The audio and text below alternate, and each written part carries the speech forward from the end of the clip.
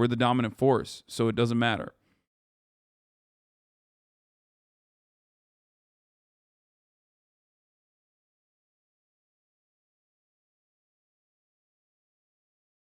All right. The weapons Ukraine uses against Russia. It's been well over from the Caspian report. Let's hear what he's going to say. A month since the start of the war in Ukraine. Against all odds, Ukrainians have held firm. Admittedly, Russian forces have gained territory, but at tremendous cost. No less than 7 senior Russian generals have been killed in action, and up to 40,000 Russian troops have either been killed, wounded, taken prisoner, or are missing in action.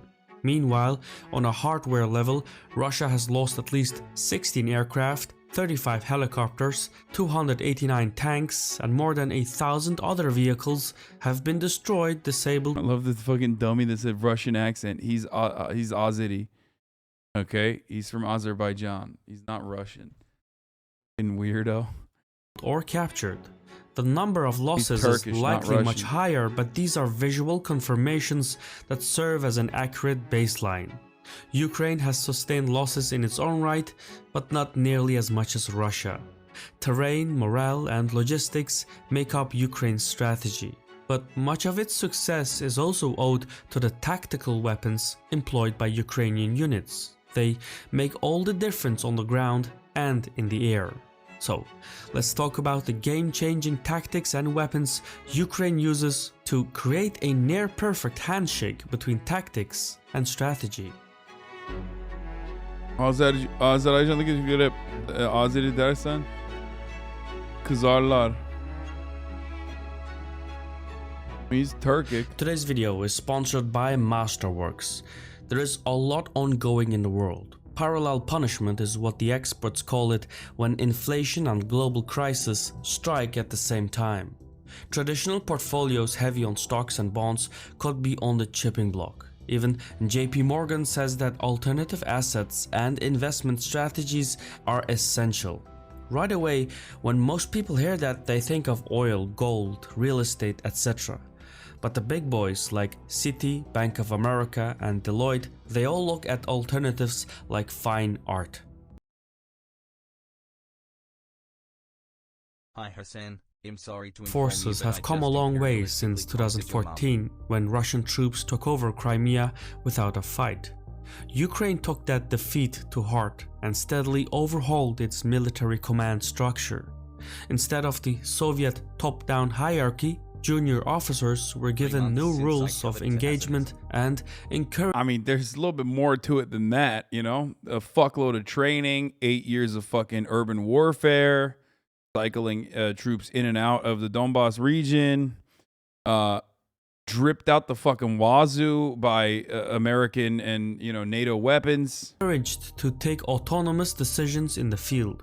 The new doctrine worked, and it's the reason why Donbass separatists never managed to push up to the entire provincial boundaries of Donetsk and Luhansk.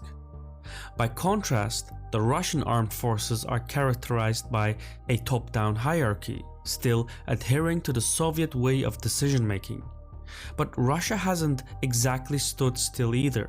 Its most significant military overhaul since the 1990s comes in combined arms warfare. The primary Russian fighting unit is Changing your military from command and control to mission command is revolutionary and radical in military science. the Battalion Tactical Group. These are combined arms units designed to be quick and adaptable while hauling heavy firepower. Each battalion tactical group has 10 tanks, 33 infantry vehicles, 18 self-propelled artillery pieces, 6 multiple rocket launchers, 12 mobile surface-to-air vehicles, and flexible formations of support units. The format of the Battalion Tactical Group allows it to switch from rapid assault to support operations to long-range attacks. The inherent weakness, however, is its lack of manpower. Each group has roughly 200 infantrymen, which is not nearly enough to protect the flanks of such a large group. But when facing NATO armies, that wouldn't be necessarily a problem since both sides would engage one another in conventional ways. And that's how the Russian combined arms units were trained to fight, facing off similarly deployed NATO combined arms units. Russia has an estimated 170 of these battalion tactical groups, of which 100 have been deployed in Ukraine. The initial plan was to move the Russian units towards road junctions, separate the Ukrainian forces from the urban areas, and then force the cities into... Do you think the world should have responded harsher to 2014 Crimea annexation? What? How? What do you mean? Do you think what's going on right now is good? What could they have done in 2014 when they literally... No, I do want to understand. Like, what do you think could have happened? Like a no-fly zone, just nuclear holocaust, the things that America and the UK is avoiding actively currently.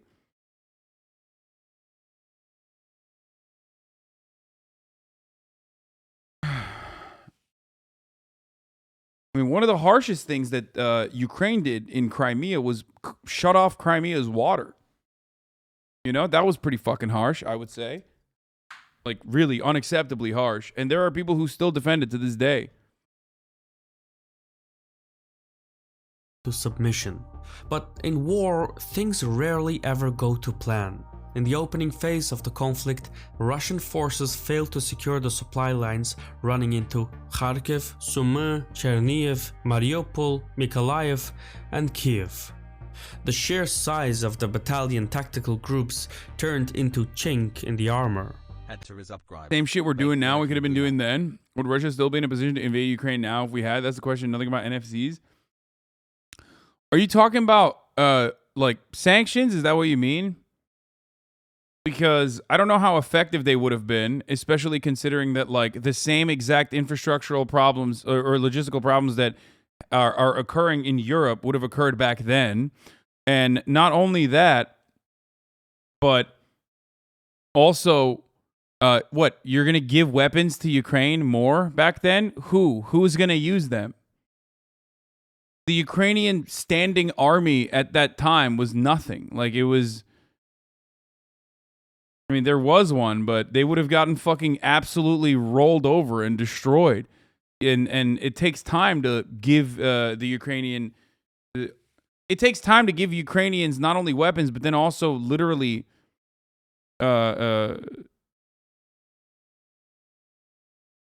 give them weapons, but then also train them. Like, it took 8 fucking years to like actually turn Ukraine into a reasonable standing army. They did it for 8 years, and now they're able to withstand the Russian offensive. So, you know, it took that long. That doesn't happen overnight.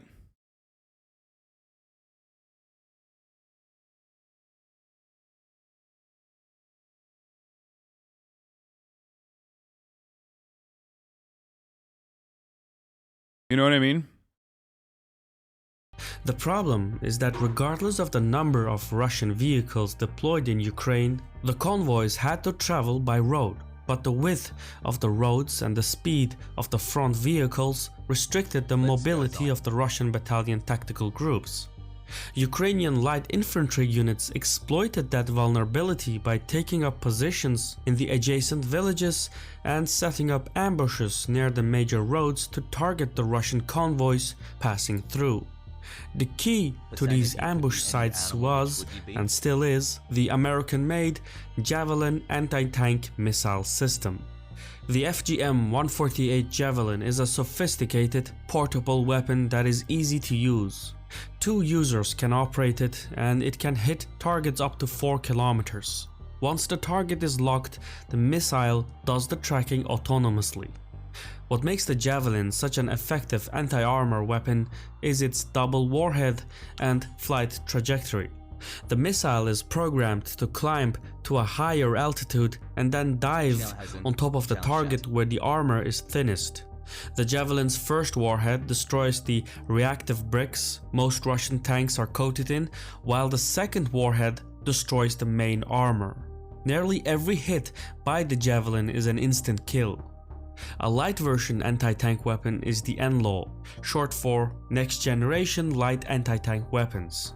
Produced by Britain and Sweden, NLAW is a fire and forget weapon with an effective range of 800 meters. It's also much cheaper than the Javelin.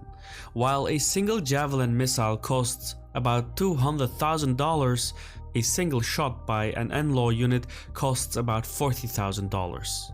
That may seem expensive, but these are weapons that can destroy multi-million-dollar vehicles. So when properly used, anti-tank weapons can tilt the economics of warfare. In the days leading up to the Ukraine war, the United States and the United Kingdom sent multiple cargo planes full of javelins and NLAWs to Ukraine. And since then, these weapons have formed the backbone of the Ukrainian light infantry. Meanwhile, from the air, Ukraine uses the TB2 drone as a long-range weapon. The Bayraktar TB2 is a Turkish-made medium-altitude, long-endurance unmanned combat aerial vehicle. It operates at an altitude of roughly 6 kilometers, placing it out of range of many air defense systems, and it can stay in the air for at least 24 hours. Plus, the drone has a sophisticated electronic warfare system that makes it difficult to track, and it carries 4 highly accurate micro-munitions that can take out military targets worth millions of dollars. Dubbed as the AK-47 of the 21st century, the Bayraktar TB2 can also... This is precisely what I was talking about when I said that the nature of warfare has changed dramatically, and that's why I feel conflicted about like celebrating the Bayraktar. But also at the same time, the Bayraktar is quite literally, and I use that exact same example, seen as a tool, an emancipatory tool, a tool for liberation in the exact same way that the AK-47 was seen by post-colonial countries. Cheap, it's reliable, it's affordable. It is a way that countries can basically use. It's a way that countries can fucking fight. Your Turk nationalism is coming out. No, I mean, it's literally it's the Toyota Corolla of fucking drones. Like we have to reconsider our approach to warfare now, where we have to reconsider our approach to warfare. Like AK-47s were really reliable tools, right? That's what you used. It was like the Toyota Hilux, exactly. Hiluxes and AK-47s is how you were able to fucking push back against nationalist or imperialist forces. Whereas now an AK-47 is not enough. War has changed. You need air superiority, and the only way to maintain air superiority is basically by getting a cheap and effective drone like this. Also be equipped with rapid mapping pods, which can map thousands of square kilometers of terrain at ultra-high resolution. The imagery intelligence can then be relayed to So is the Javelin fire and forget launcher. Russian TV has showed launch javelins as spoils of war, as if they got something else than useless tubes, although with sophisticated vision enhancer kit for viewing enemies in bad conditions.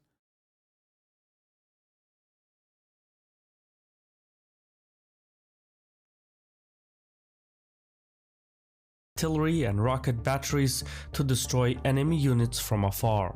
The TB2 essentially gives the user eyes in the sky, and that form of combined arms turns the drone from a tactical device into a strategic one. Now, when Poland purchased 24 Bayraktar TB2 drones at a cost of $270 million, the package included after-sales services like simulators, spare parts, training, logistical support, SAR radars, mobile control stations, and laser-guided munitions. This means that a fully armed Bayraktar TB2 costs a little over $11 million, while an unarmed drone is estimated to cost roughly $5 million. The Bayraktar TB2 may not take first place regarding combat performance, but its low cost and high quality after-sales services makes it one of the premier combat drones in the world. Before the war, Ukraine had purchased over a dozen of Bayraktar TB2s from Turkey. It also signed an agreement to jointly manufacture dozens more on Ukrainian soil. Yep. Still later, in early March 2022, the Ukrainian Defense Ministry stated that it had procured an unspecified number of TB2 drones and that they were ready to enter combat. On the battlefield, Ukrainian forces have used Bayraktar TB2 drones to destroy high-value enemy assets. The low price of the drone makes high-risk, high-reward tactics more feasible since the TB2 can be deployed with little consequence. The final game-changing weapon employed by Ukraine is the Stinger anti-aircraft missile. Developed by the United States, the FIM-92 Stinger is an air defense system on a budget. It's Boys, I'm sure that, you know, when Ukraine needs liberating and democratizing, okay, you know, 20 years down the line, these weapons won't come back to bite the American forces in the ass when they're trying to maintain air superiority, okay? You know what I'm talking about? These guys, they got them weapons. Just saying. Ukrainian troops are already using IEDs, and if Russia gets bogged down in a prolonged occupation, I can only imagine the use of IEDs will expand and resulting in many civilian casualties. Yes. I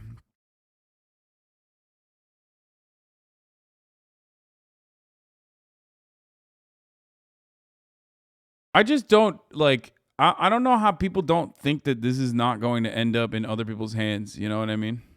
Like this shit. I mean, it has and it will, but.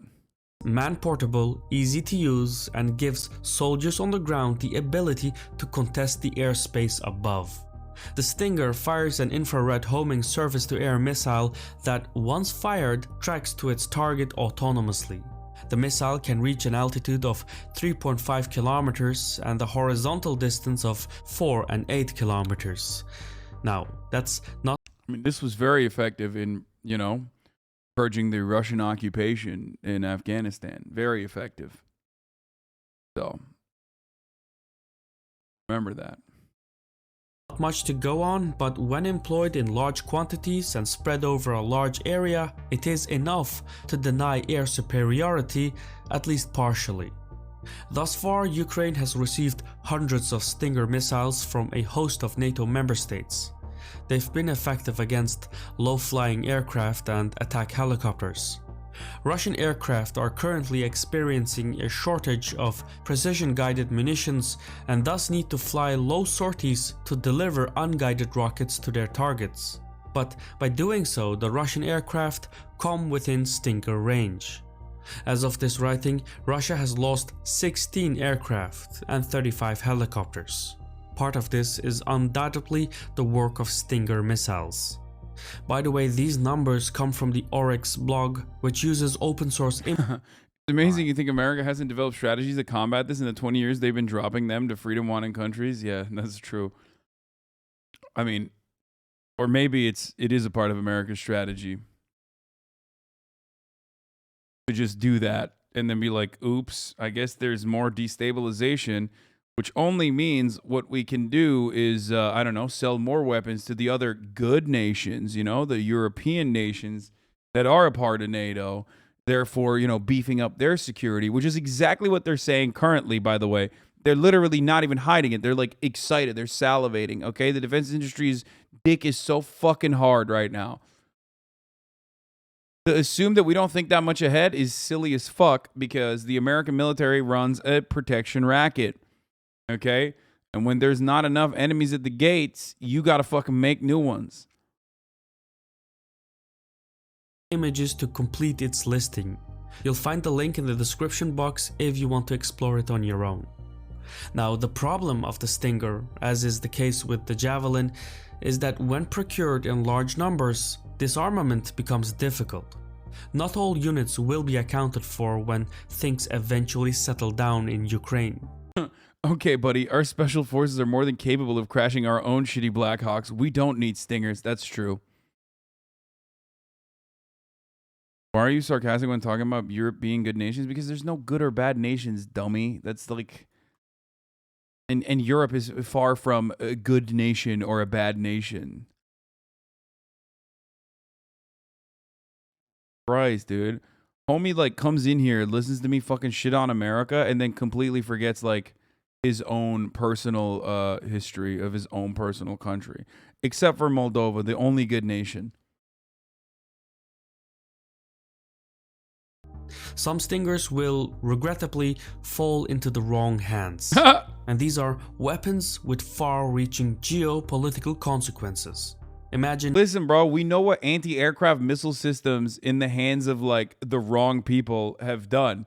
After all, according to at least the Russian government, people in LPR and DPR were able to purchase some anti-air weapon systems.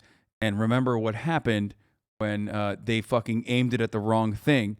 You know, passenger planes that get dropped. It does happen. You know, sometimes you just get an anti-aircraft missile system and then you fucking aim it at a passenger flight. So, yeah, big oopsie there, but happens. A stinger being used to shoot down commercial aircraft during takeoff or landing. That is an ominous notion, but one that needs to be addressed. Taken together, it's clear that numbers aren't everything in armed conflicts. Ukraine is proof that smaller militaries are not necessarily doomed when facing a military powerhouse. Javelins, Stingers, and Bayraktars are game-changing weapons that equalize the playing field. They also cause geopolitical rifts whenever they're supplied to controversial places. For instance, when the Stinger was deployed to the Afghan Mujahideen to shoot down Soviet helicopters, it helped tip the balance of power. Now, decades later, that same weapon is once more denying aerial superiority to Russian forces. Javelins. There was a period in which, you know, I guess. Thanks for the stream's hassle. I mean, there's some other people that use it too against, or the same people that used it against, you know, other countries too, but. Stingers and Bayraktars are the types of weapon each country needs to have in its inventory, especially smaller countries. From an economic lens, these are affordable weapons that more than make up for their cost by destroying multi-million-dollar assets. That return of investment is redefining the way nations think of warfare. After all, who would want to be the prey in a world full of hunters? I've been your host Shirvan from Caspian Report. That was incredible. Anyway, we got some other comedian Chris Rock speaking out against the after the